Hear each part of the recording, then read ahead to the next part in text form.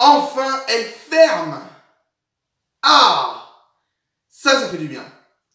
Parce que le premier segment parle de la fermeture de grands magasins là où on peut trouver n'importe quoi. Il ferme.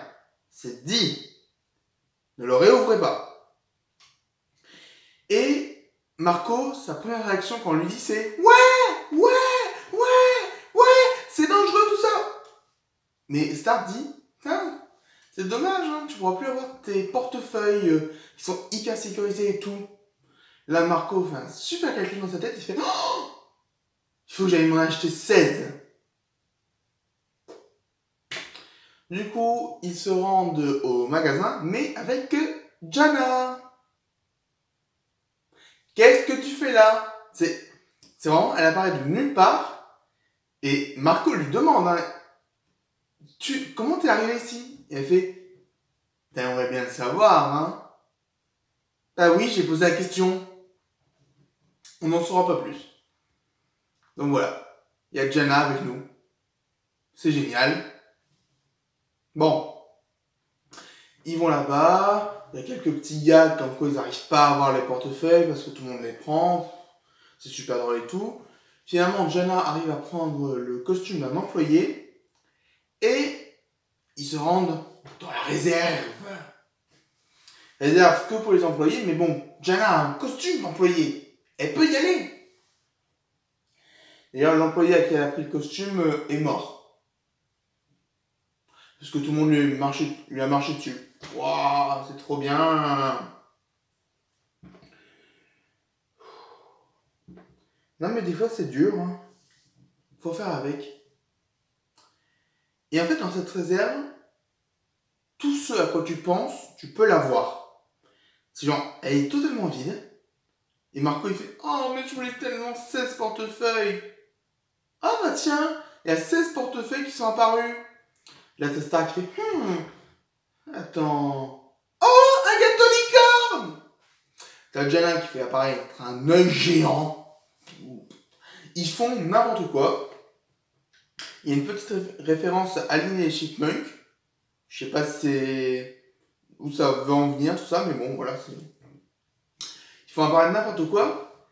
Et tu as l'un des employés, un des paresseux, qui fait oui, mais tous ceux qui découvrent la réserve, ils deviennent un peu fous parce qu'ils ont tout ce qu'ils veulent, tout ça.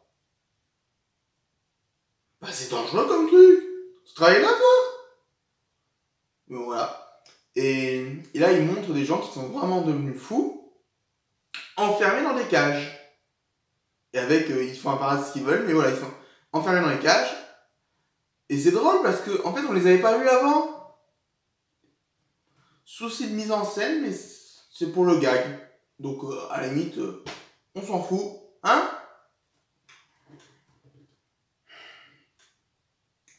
Donc, tu as Star, Marco et Jana qui font oh, mais nous, on est plus forts que ça, on peut y aller. Et même si j'avoue que j'aurais bien voulu avoir un bébé Marco avec des roues à la place des mains, ou des Marco maléfiques, des Orcanes. Ils commencent à imaginer plein de trucs, et tu te dis, ah bah voilà, sont emprisonnés à jamais. Non, c'est juste pour le gag. Tu vas les voir partir, tout ça. T'as Marco qui a l'air un peu inquiet, mais voilà. Ils arrivent finalement à acheter les portefeuilles. Et au moment où ils achètent, c'est ah bah le magasin est fermé. Non, le magasin ne peut pas fermer. Je dois encore acheter plein de trucs. Non, Marco, t'as besoin de rien acheter, mais je sais pas, d'un coup il a voulu acheter, mais il n'y a plus rien. Ça me fait poser une question. Les gens dans les cages, ils sont devenus quoi? Parce que là, c'est vraiment tout le magasin qui disparaît. Bon, voilà. Et on sent que ça embête un peu Marco. Et fin du segment. Segment suivant, on retrouve Marco, qui a l'air d'être un peu guéri. Ah, la continuité, c'est pour les faibles, hein. Bref. Marco se rend au pays de Kelly. Donc Marco se rend au pays des Woolets, donc la race de Kelly, on va dire. Et c'est vraiment un pays tout en cheveux. Tout est en cheveux, les maisons sont en cheveux, les bottes de foin sont en cheveux. C'est un peu particulier, mais la créativité visuelle est assez cool, si je tiens à le souligner. Là, il va tomber sur la maison de Kelly, il va sonner en trifouillant dans les cheveux.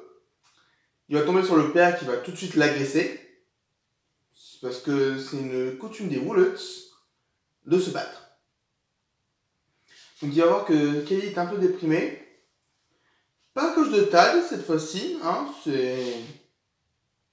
Comment dire ça? Tad est devenu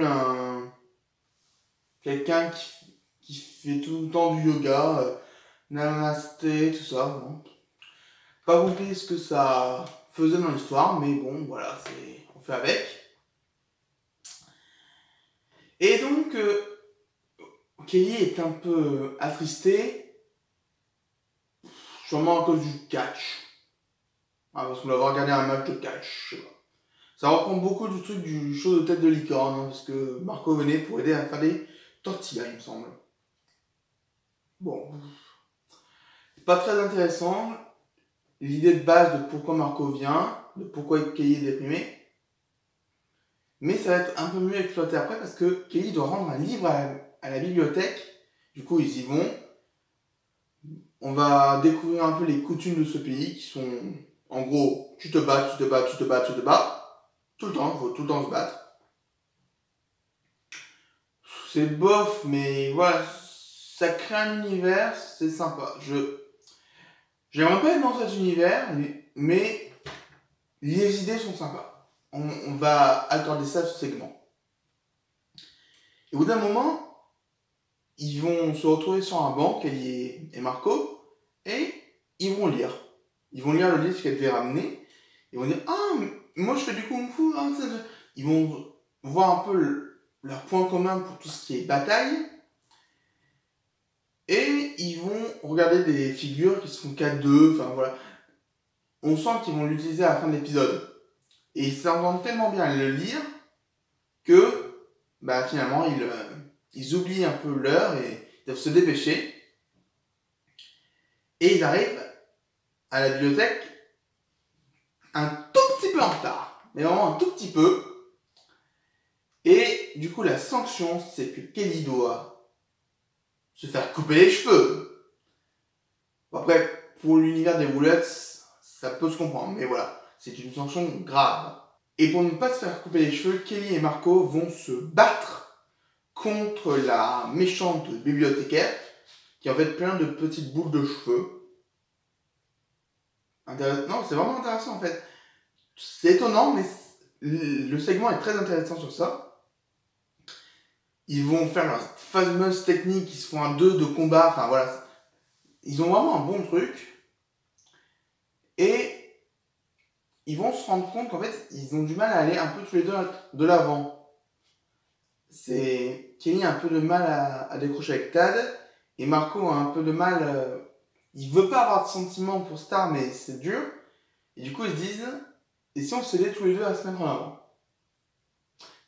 Alors, je sais que je rends pas trop hommage à ce segment avec le résumé, mais il est vraiment bien.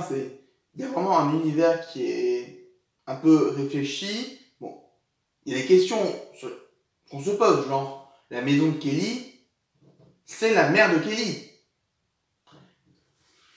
C'est un peu bizarre, mais voilà, on a quand même quelque chose d'assez sympa, donc ce segment, je l'ai vraiment aimé. Il y a vraiment une relation Kelly et Marco, et j'ai envie de les voir les deux ensemble. Vraiment, c'est con, mais pour moi, ils étaient tellement mieux ensemble que Star et Marco. Bon, voilà. Bref, un premier segment sympathique, on va dire. Il reste quand même vachement à moyenne, mais le deuxième segment était très bon. Donc, voilà. Maintenant, je n'ai plus aucune idée de ce qui se passe dans les prochains segments. Je ne sais plus du tout ce qui va se passer. On part vraiment dans l'inconnu. Allez, merci à tous et à bientôt.